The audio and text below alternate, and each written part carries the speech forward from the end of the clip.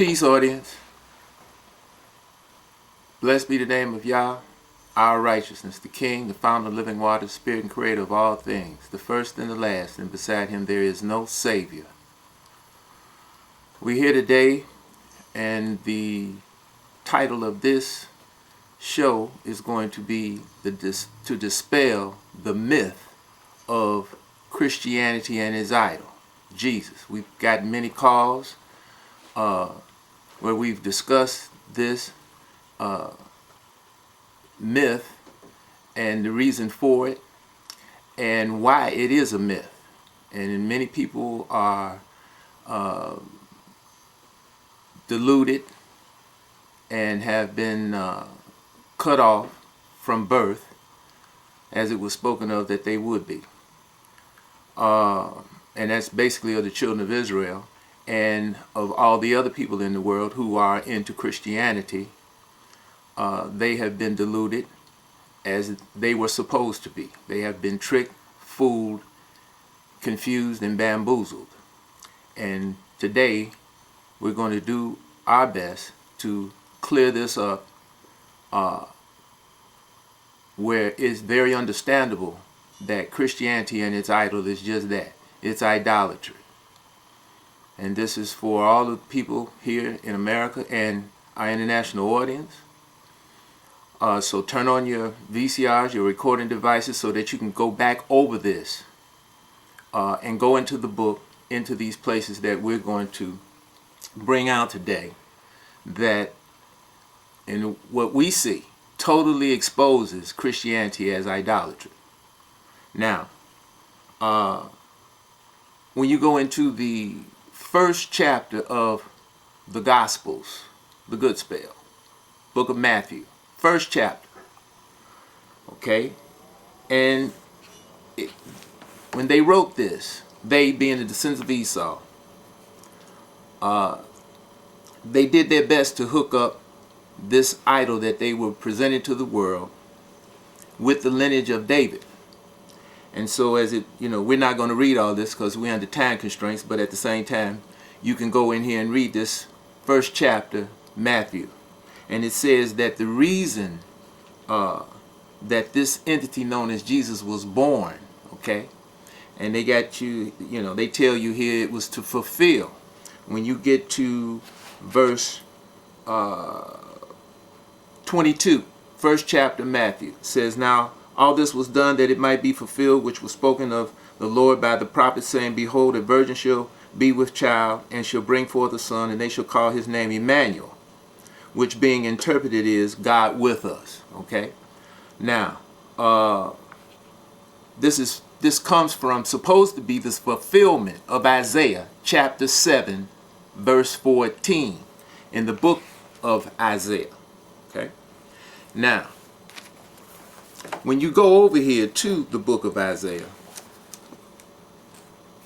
chapter 7, and when you read it, again, from the top, it basically sets the tone, tells you the time. This is in the 8th century BCE, okay? And that's the time that Isaiah prophesied in. You can go to the first chapter of Isaiah and pick it up, and it'll show you the governors or captains of the people, who most people refer to as kings, which is, a misnomer, but nevertheless, tells you the different governors of Yehuda and Jerusalem and Benjamin that lived during the time of Isaiah's prophecies, when Yah came through him to the people to deliver these prophecies. Now, the governor that was on the throne in Jerusalem at the time that this prophecy in chapter 7 Isaiah was given was Ahaz. He was of the seed of David. And this is how chapter 7 starts out. Okay, "It came to pass in the days of Ahaz, the son of Jotham, the son of Uzziah, king of Yehuda, that Rezin, the king of Syria, and Pekah, the son of Remaliah, king of Israel, went up toward Jerusalem to war against it, but could not prevail against it.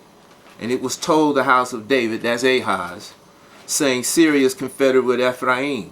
And his heart was moved, and the heart of his people, as the trees of the wood are moved with the wind. Then said Yah unto Isaiah, Go forth now to meet Ahaz." Okay, go forth to meet Ahaz, you or thou, and Shejeshab thy son, at the end of the conduit of the upper pool in the highway of the fuller's field. Now, and say unto him, take heed and be quiet. Fear not, neither be faint-hearted, for the two tails of these smoking firebrands, the fierce anger of reason with Syria and of the son of Remaliah. Okay? Because Syria and Ephraim and the son of Remaliah have taken evil counsel against thee. Okay? Against Jerusalem and Yehudah, Benjamin. Okay? These two, the 10 tribes, together with Syria, had allied themselves and was coming against Ahaz and his people. Okay? Now, and they said, let us go up against Yehudah and vex it, and let us make a breach therein for us, and set a king in the midst of it, even the son of Tabiel. Thus saith the Lord Yah, it shall not stand, neither shall it come to pass. Okay? Now, we're going to drop down here to verse 10, because you can read this, okay, yourself. Like I said, we're under time constraints. But when you drop down to verse 10, it says, moreover, Yah spake again unto Ahaz. Now he's speaking through Isaiah to Ahaz, okay, who was the governor, or as they say, king of Jerusalem, the seed of David. And it says, as the assign, this is verse 11, chapter 7, Isaiah, as the assign of the Lord of Yah thy strong one, as it either in the depth or in the height above. So Ahaz was told, okay, to ask a sign of Yah. It says, as the assign of Yah thy strong one, ask it either in the depth or in the height above. But Ahaz said, I will not ask, neither will I tempt Yah. And he said, hear now, O house of David. Now this is Isaiah talking to Ahaz, okay? And Yah is speaking through Isaiah. But you understand, this is Isaiah talking to Ahaz, because Ahaz would not ask a sign. And to understand Ahaz, you have to go back into Chronicles, you have to go back into Kings, and you read about Ahaz, and you get a bead on his character. And you will see he was recalcitrant, obstinate, stubborn, and he was idolatrous. Okay?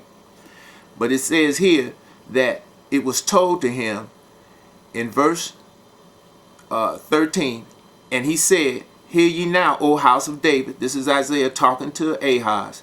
Is it a small thing for you to weary men, but will you weary my God also? Okay? Or will you weary Yah also? This is Isaiah talking to Ahaz. And it says, therefore, Yah himself shall give you a sign. Okay? This is a very important. The sign was for Ahaz. This sign was for Ahaz. All right? And it says, behold. Now they have virgin here in this transliteration. But when you look up the word virgin in a Strong's Exhaustive Concordance or any good Bible dictionary, they're going to tell you that the word that was originally here in Hebrew did not mean what we understand virgin to mean in English. Okay? The word that was here in the original Hebrew was Almah, A-L-M-A-H, which means veiled. Okay? And when you were veiled back in ancient times, that meant that you had a husband. Okay, we've mentioned this before on previous shows. Okay, you had a husband, or you were betrothed. Okay, you are a young maiden of marriageable age. Like you go back into Genesis, you read where Rebekah was on her way to meet Isaac for the first time. She was with Abraham's servants, and they were bringing Rebekah to Isaac.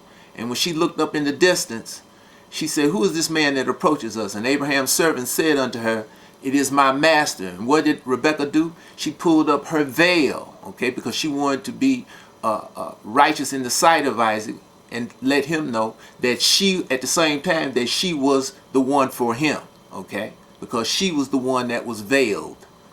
All right.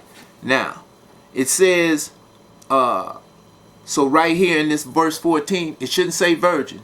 Okay, the Hebraic term for virgin was Bethulah. That wasn't here in the original.